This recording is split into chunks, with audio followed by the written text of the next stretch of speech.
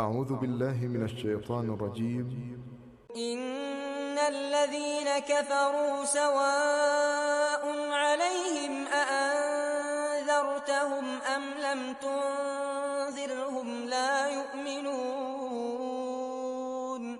ختم الله على قلوبهم وعلى سمعهم وعلى أبصارهم غشاوة ولهم عذاب عظيم ومن الناس من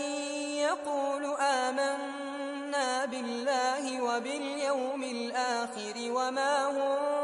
بمؤمنين يخادعون الله والذين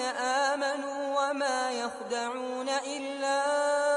أنفسهم وما يشعرون في قلوبهم مرض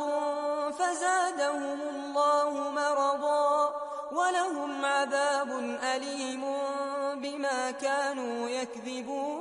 يكذبون وإذا قيل لهم لا تفسدوا في الأرض قالوا إنما نحن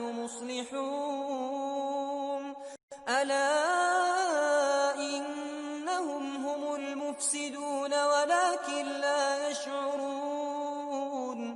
وإذا قيل لهم آمنوا كما آمن الناس قالوا أنؤمن كما آمن السفهاء ألا إنهم هم السفهاء ولكن لا يعلمون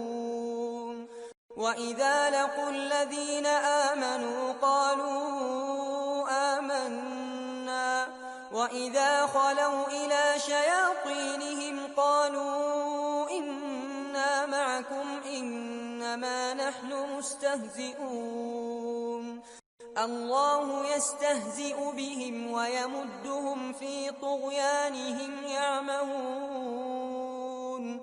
أولئك الذين اشتروا الضلالة بالهدى فما ربحت تجارتهم وما كانوا مهتدين